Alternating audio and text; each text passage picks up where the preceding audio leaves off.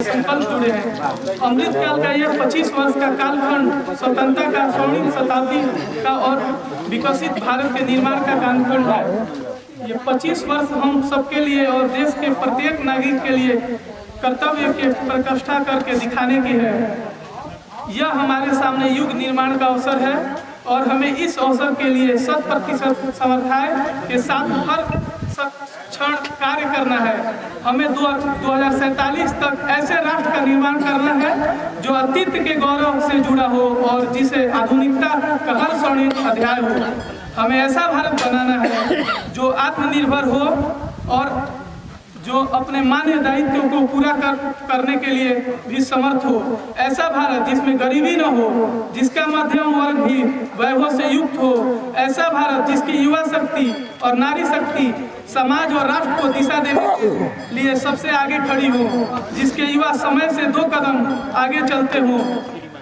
ऐसा भारत जिसकी विविधता और अधिक उज्जवल हो, जिसकी एकता और अधिक अटल हो, आस्था के साथ देखा जाएगा। इसलिए आज अमृतकाल का यह समय, यह कालखंड बहुत महत्वपूर्ण हो गया है। माननीय सदस्यगण, मेरी सरकार को देश के लोगों ने जब पहली बार सेवा का अवसर दिया तब सबका साथ सबका विकास के मंत्र से हमने शुरुआत की थी।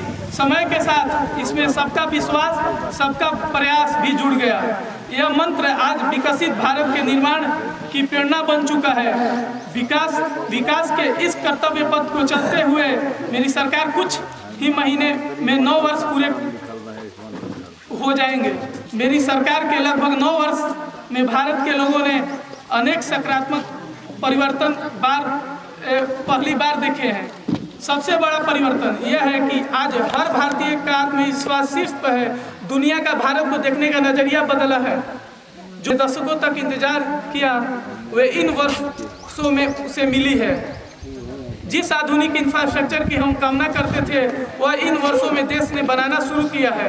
आज भारत को के एक ऐसा डिजिटल नेटवर्क तैयार हुआ है जिससे विकसित देश भी प्रेरणा ले रहे हैं।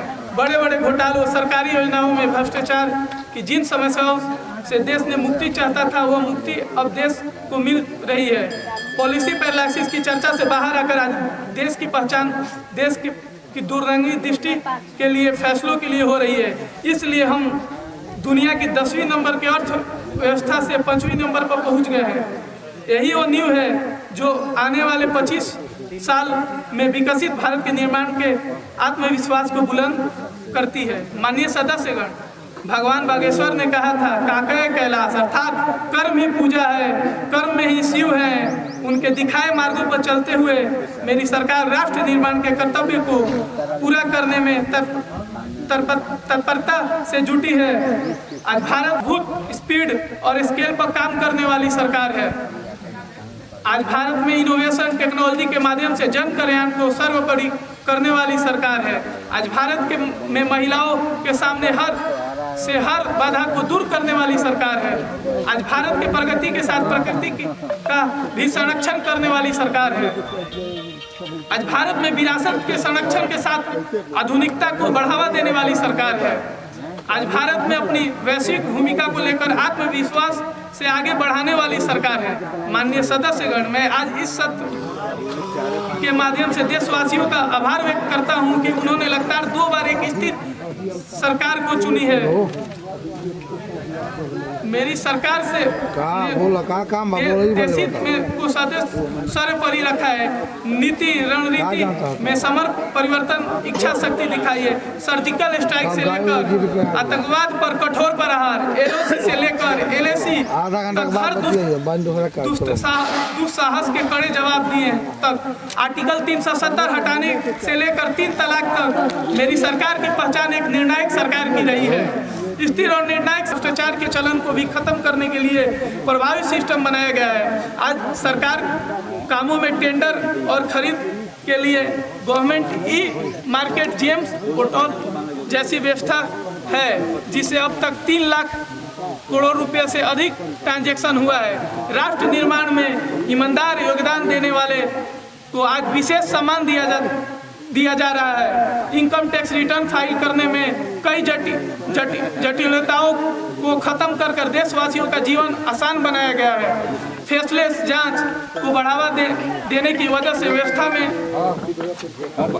में पारदर्शिता आई है और इसे जवाबदेह भी बनाया गया है। पहले टैक्स रिफंड के लिए लंबा इंतजार करना पड़ता था, आज आईटीआर भरने के लिए कुछ ही दिनों के भीतर रिफंड मिल जाता है। आज जीएसटी से पारदर्शिता के साथ साथ करदाताओं की गरिमा भी सुनिश्चित हो रही है।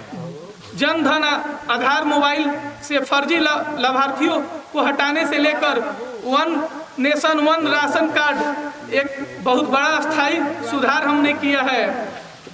बीते वर्षों में डीबीटी के रूप में, डिजिटल इंडिया के रूप में एक स्थायी और पारदर्शी व्यवस्था देश ने तैयार किया है। आज 300 से ज़्यादा योजनाओं का पैसा सीधे लाभार्थियों के बैंक खाते तक। गंभीर बीमारी से गरीब परिवार का हौसला पूरी तरह टूट जाता है, पीढ़ियों कर्ज में डूब जाती हैं। गरीबों के इस चिंता से मुक्त करने के लिए राष्ट्रीय आयुष्मान भारत योजना शुरू की गई है। इसके तहत 50 करोड़ से अधिक देशवासियों के लिए मुफ्त इलाज की सुविधा दी गई है। आयुष्मान भारत योजना ने देश के करोड़ों गरीबों और गरीब होने से बचे देशवासियों को 1 लाख करोड़ रुपए की मदद हुई है।